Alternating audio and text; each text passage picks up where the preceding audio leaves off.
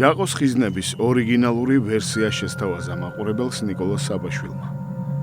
ჯავახიშვილის გმირები რეჟისორმა უჩვეულო თეატრალური ფორმით, თოჯინებისა და ცოცხალი პლანის სინთეზით წარმოგვიდგინა. მე როდესაც გავიგე რომ ის მუშაობდა ამ ნაწარმოებზე, ჯაყოს ხიზნები თოჯინებში ნეტა ის როგორ შეიძლება იყოს. თუმცა ძალიან დიდი მოლოდინებით ვიყავ, იმიტომ რომ ყოველ ჯერზე, როდესაც ვიცი რომ ეს უნდა დაიდგას თოჯინებით, ყოველთვის მაქვს ხოლმე რაღაც სასიამოვნო გაოცება, რომ როგორ კი, მაგრამ ამ სპექტაკლზე უშუალოდ რაც შეიძლება პირველ რიგში ვთქვა, არის ის, რომ ეს არ არის სპექტაკლი მხოლოდ თოჯინებით. აქ ეს არის სინთეზი. თამაშობენ ჩვეულებრივად მსახიობებიც, ჩვეულებრივად განიცდიან ისინიც და თვითონ მსახიობებს მოაქვთ ეს განცდა მოყურებლამდე და ასევე იყენებენ, ათამაშებენ თოჯინებსაც. ავყიდით ბილეთს არ ინერვიულად. ხო? ხო. გინდა ბანკში წავიდეთ და იქ გავყიდოთ? ხო. ხო. წერა-კითხვის გამავრცელებელ საზოგადოებაში შევიხედოთ. ხო, გავყიდით ბილეთს არ ინერვიულად. აბა, იყიდეთ ბილეთი? აუცილებლად უნდა იყიდოთ ბილეთი. ძალიან თოდიდეთ რა ბილეთი. ჩემთვის ეს გადაწყვეტა ძალიან საინტერესოა, იმიტომ რომ თოჯინებშიც განცდებია ჩადებული და რაღაც ისე აღვიქვი, რომ რაც თოჯინებში ვერ იყო ჩადებული და ვერ გადმოსცემდნენ, თვითონ მსახიობებმა ითავეს ეს ამბავი. თქვენი სახელი? მარგარიტა ყაფლანიშვილი გახლავართ.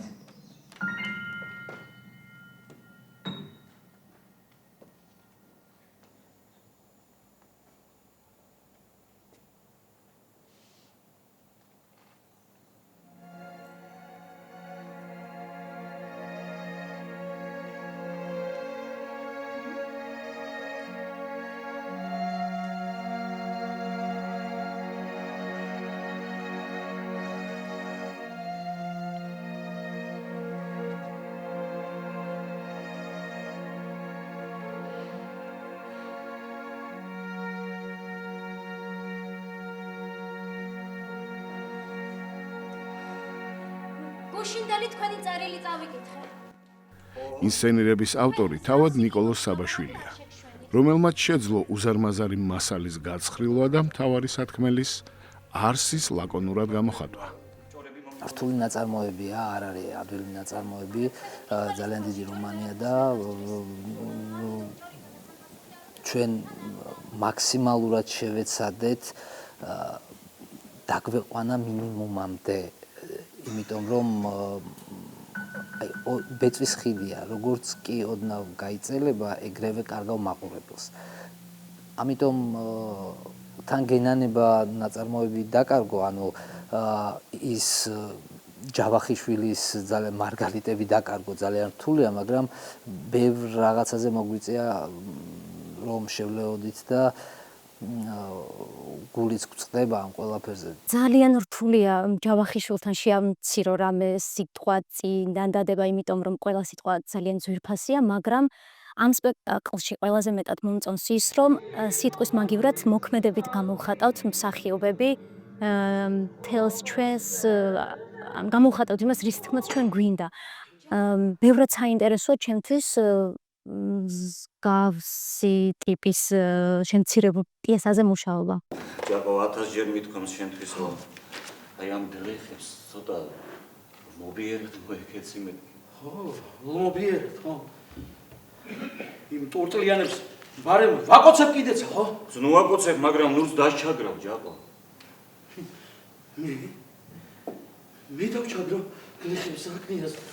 მე რა? არაფერი. ჯაყო. არაფერი გინიას. დაჭი. მე დავჩაგრავ გლეხებსა. გლეხები აქეთ დაჩაგრავენ ჯაყოსა. იცი 1000 ჯერ ამცენეს. აი 1000 ჯერ თავი დამიტეხეს მაშინ. შეიძლება ითქვას, რომ მაყურებელმა მიხეილ ჯავახიშვილის ნაწარმოების სრულიად განსხვავებული გააზრება იხილა. თუ კი სხვა დადგმებში ჯაყო თავიდანვე უხეში და აგრესიულია, აქ მოკრძალებული შემოდის და თეიმურას ურჩი გლეხებისგან დაცვას თხოვს. სპექტაკლის მსვლელობისას კი ვხედავთ, როგორ იცვლის ჯაყო ფერს და ყალიბდება დიდ ბოროტებად. ჯაყო, როგორ ახლა? კარგად, კნიაზ. როდის არის საშიში მტერი, როდის არის საშიში ადამიანი, ან როდის არის მონსტრი. მაშინ, როდესაც ის წყლის ტყავშია გამოწყობილი თუ პირიქით, როდესაც იღრინება ავიძაღლივით, რა თქმა უნდა, შენ გვერდსაული, როდესაც საშიშროებას ხედავ. მტაცებელი, უფრო საშიში არის მაშინ ადამიანი, როდესაც ის წყლის ტყავშია გამოწყობილი. ჯავახიშვილს ეს აქვს ჩადებული, ძალიან რთულია ენდო ადამიანს, მაშინ, როდესაც უნდობლად გამოიყურება. ამიტომ ჩვენ მაქსიმალურად გავაკეთილშობილეთ ჯაყო, რომ ყოფილიყო ორგანული მასთან ურთიერთობა. ჯაყო, მე ვარ პოლიტიკური მოღვაწე. დაჯექი. მე და ეს ჩემი პოლიტიკური მტრები ერთმანეთს ვერ ვწვით, ჯაყო. მაგადი დედამარკი მაგადი. და ამას გამოიყენებ. გამოიყენებ, ფაშა.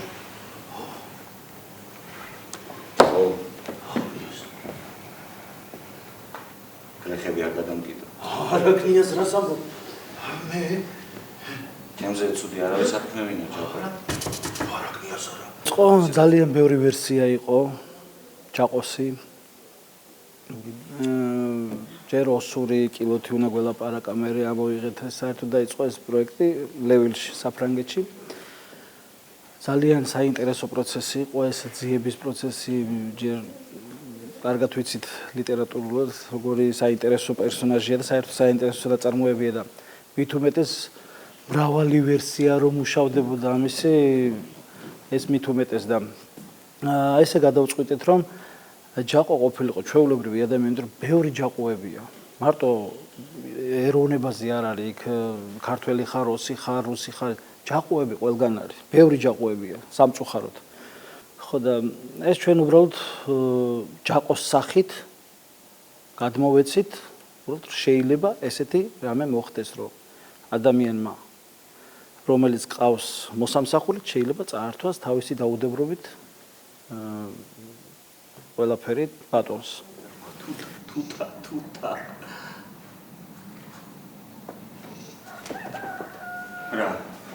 ჯაყო თეიმურას თანდათან ართმევს ყველაფერს, ჯერ ქონებას, მერე ცოლს. მისი მიზანია საბოლოოდ შთანთქოს ხევისთავი და მისი ადგილი დაიკავოს.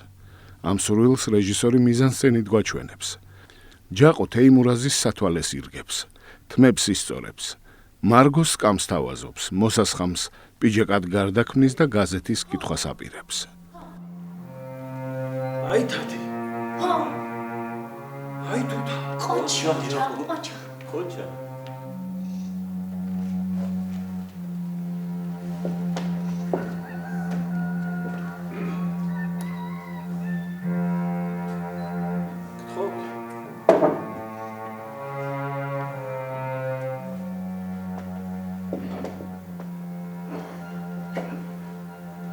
ჯაყომ უნდა იცოდეს ქვეყანაზე რა ხდება. თავიდან რაღაცა იყო შიგნით. ეს იმალებოდა ეს მონსტრი, რომელსაც მე ამჟღავნებს, თუ თავიდან რაღაც ეს ისე არ დაიბადებოდა, ეს შიგნით იყო ჯაყოში ეს კოდი ჩადებული, ეს დამყრობლურის. თავიდან არ ჩანს, მაგრამ ის მე გამოამჟღავნა, როცა მიეცა საშუალება, გამოამჟღავნა.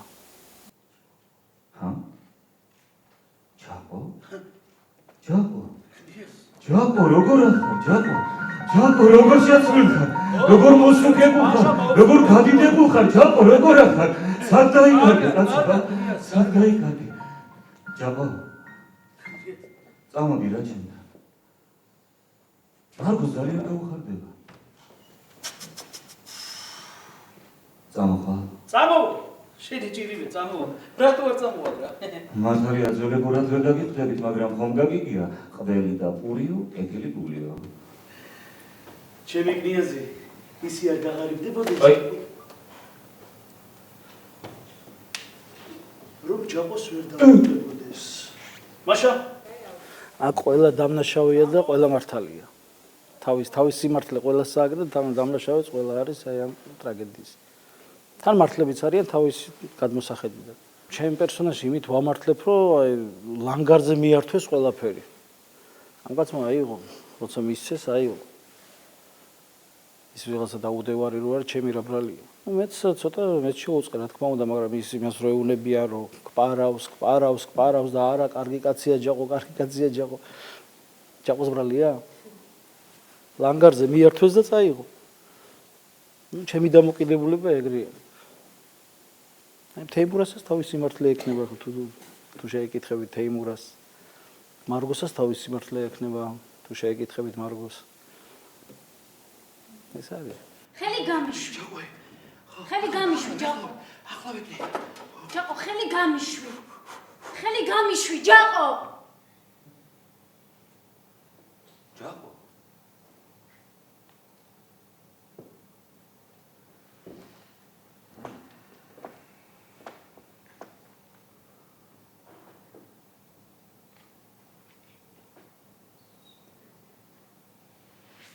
აი, ეს ქელია. მოგიფთეს ჯაყო. აბსოლუტურად საპირისპიროდ ვითარდება თეიმურას ხევისთავის პერსონაჟი. დასაწყისში თავდაჯერებული, დიდი ქონების მფლობელი თანდათან გლახავდება და მამულებთან ერთად ღირსებასაც კარგავს. ამ პერსონაჟს თეიმურას ეგ აქვს მთავარი, რომ ის პირველი ნაწილი, როდესაც მას ჯაყოსთან აქვს ეპიზოდები, მეგობრულია, მისთვის ჯაყო არის მეგობარი. მე პირადად ესე ვფიქრობ და შეთანხმებული ვარ რეჟისორთან, რომ დასაწყისი ამათი ურთიერთობის თეიმურაზის მხრიდან არის მეგობარი რა. არ უყურებს მას როგორც მოსამსახურეს და ასე შემდეგ, პირიქით მისი ოჯახის წევრად მიაჩნია. მაგრამ ვერასდროს ვერ დაუშვებდა იმას, რომ ჯაყო მერე ამას გამოიყენებდა სათავისოდ. ციგნობარმა და საზოგადო მოღვაწემ ჯერ გაზეთის გამოცემა მოსპო. შემდეგ სტიპენდიებზე აიღო ხელი. შემდეგ მარგოს თვალმარგალიტი გახტიდა და ბოლოს მამა პაპისეულ განძეულობასაც დაადგა თვალი. მარგოს წავედით. მოიცათე. ის განძეულობა რკინის ნაჭეთ სკივრში ნაშინდარში ინახებოდა. მაგრამ ჯაყოს წყალობით ეს სკივრიც გაქრა. მარგოს წავედით. თეიმურაზი გაღატაკდა. ადამიანებს ჩვენ ყველა ჩვენი ხასიათი გვაქვს. ჩვენი დამოკიდებულება გვაქვს ადამიანების მიმართ, სამყაროს მიმართ. თეიმურაზი ეგეთი ადამიანი იყო. თუ ვინმეს ქონდა სურვილი, რომ მიეღო ისეთი როგორიც იყო, აუცილებლად უნდა მიეღო. თუ არა და მაშინ ნურც იქნები იმ ადამიანთან, თუ ის შენთვის არ არის მნიშვნელოვანი. ხო, აი თეიმურაზი მართალი არის თავისი გადასახედიდან.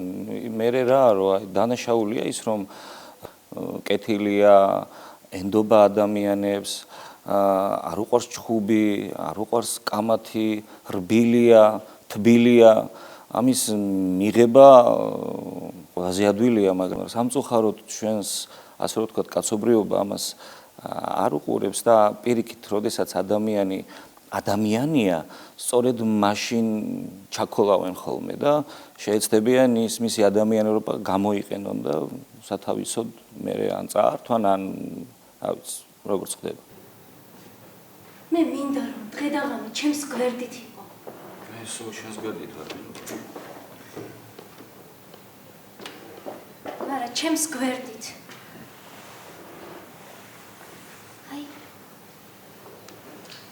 აი აქ.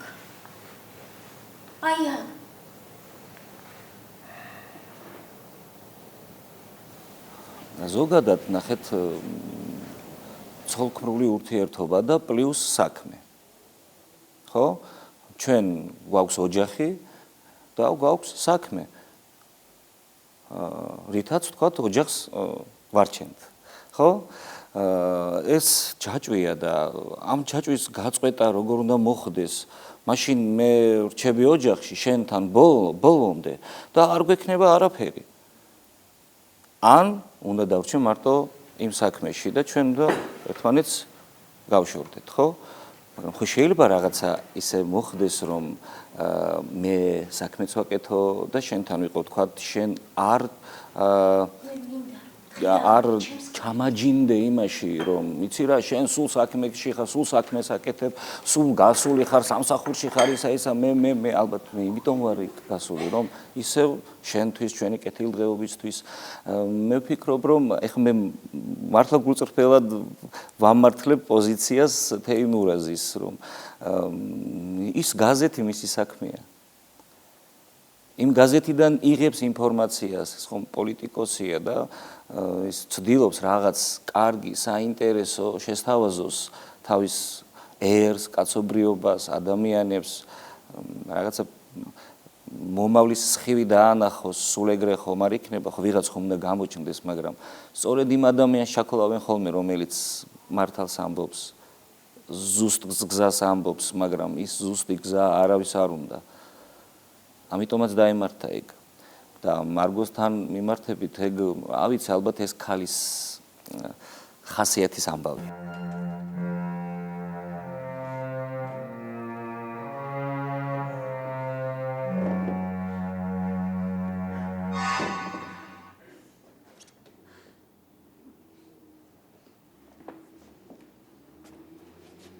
ამინ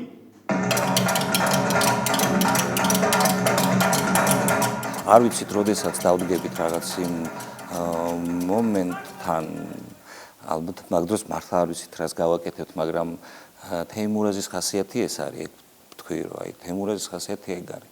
პირიქით იმდენად უყვარს, რომ იმ მომლოცველთა სიაშიც კი დადგა.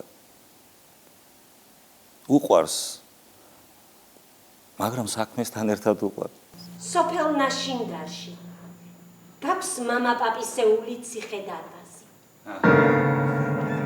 ქვითკირის მოზრდილი ბოსელი, მუხის ბეღელი, მარანი, კატლის დიდი ჭალა და 3,000 დღიური ბაღვენახი.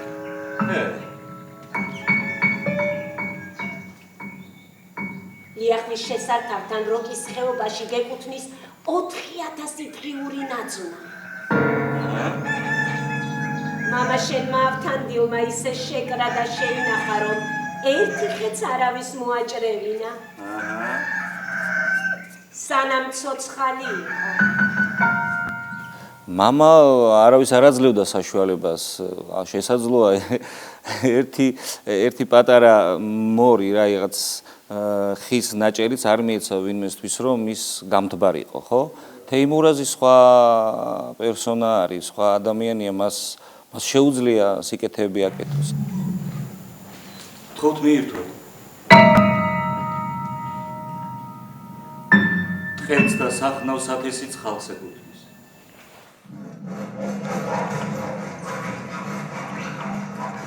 და შედეგი რა რადგა რომ დანაჩანგლებით ხო, მაგრამ ნუ შედეგი მე რა. ეგა სწორი გზაა, ზოგადად ადამიანებმა ეგრე უნდა მოიქცეთ. მაგრამ დანაჩანგალი კი არ უნდა ჩაარტყა მე იმ ადამიანს. განძეულობა გადამალა და გლეხებმა მოგპარეს. ცოლი წაგართვა, ცოლი. შენ დახლი და რა დავდე. შენი თხე ხელში ჩაიგდო და სისხლი გამოგწოვა, შენი ბრანი, შენი. იცით რა არის, რა თქმა უნდა, უფალი დიდია და ნებისმიერ ადამიანს თავისი ჩადენილი საქციელების გამო აუცილებლად დასჯის, მე ასე ვფიქრობ, ამიტომაც არის დიდი. შენ ყოველთვის სამართალზე ელოდე ის ჩემს მაგივრად მოვა. ბედმა მდევარმა შენ თუ ვერ მოგისურვს, შენ შვილებს მაინც წამოესრება და კბილებით დააკლებს. ნელ ორმოში ჩახრის და ზემოდან გველის წიწილებს ჩააყოლებს.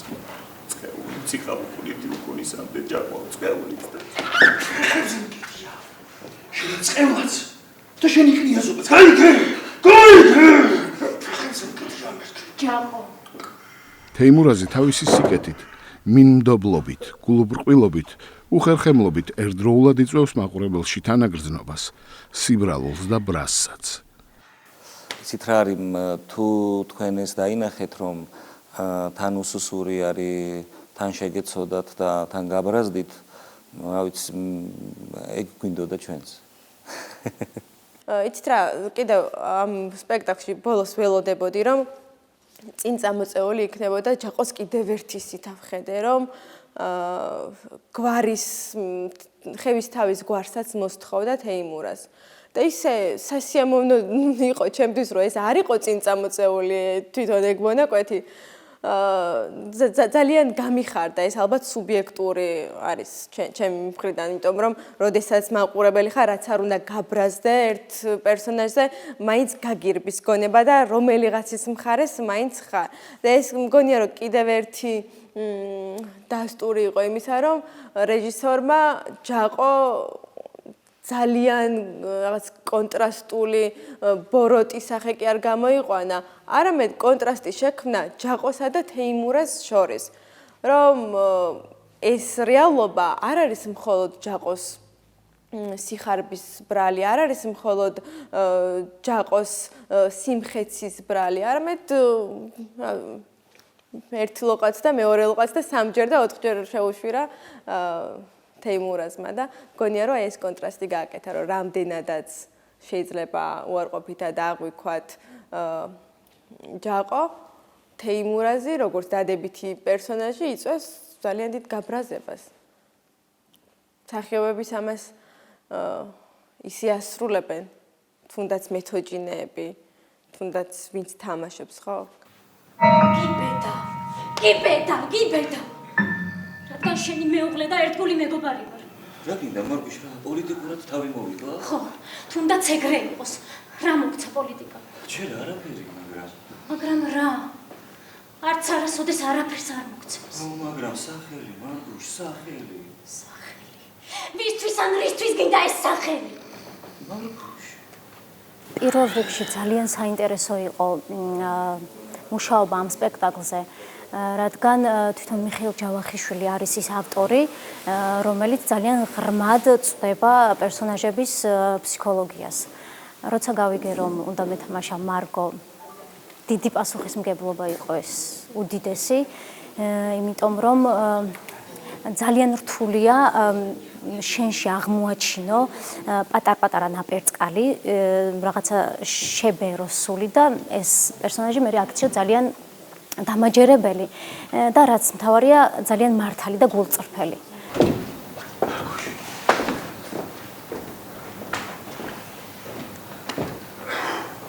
ჯაყო რომ ამბობდა, ჩვენი ქონება ზოგიც მოიბარეს, ზოგიც სახელმწიფომ წაიღო.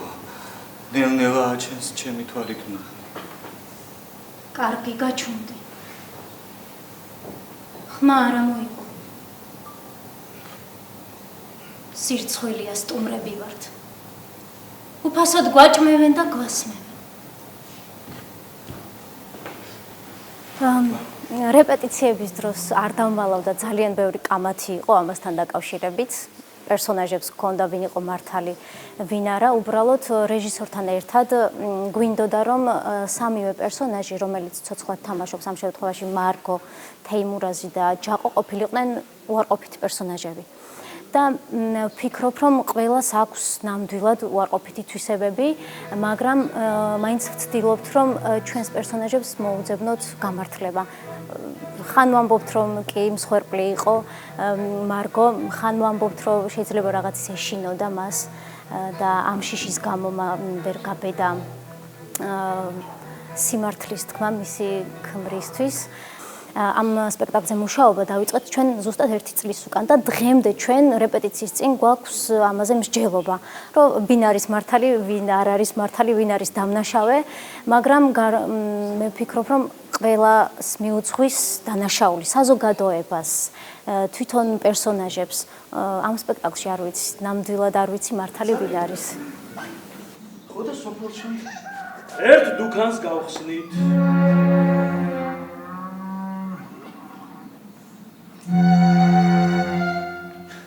მე დუქანი. მე ხაზეინი შენ დახლიდარი. მარგუშ. ხო.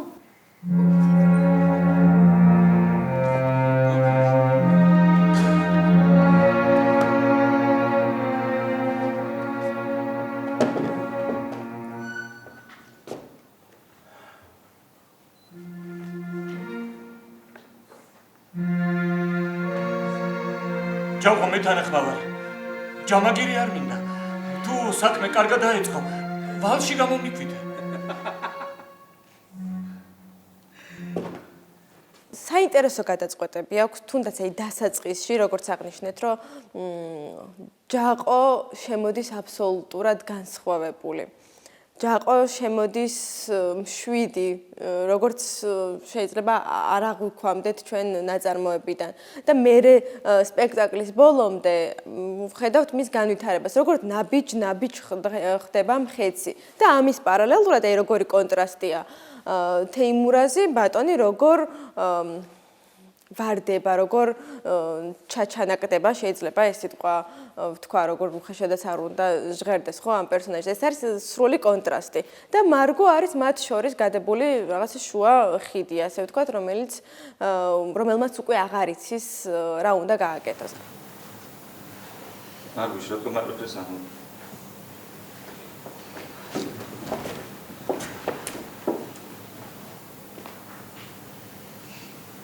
მარგოშ, მე მივდივარ ამ სახლიდან. მოდიხარ თუ რჩევი? მე ძალას არ გადანა. თუ გინდა წადիր. შენი თეიმურაზი. მარგოშ, უკანასკნელად გეკითხები, მე მივდივარ ამ სახლიდან, მოდიხარ თუ?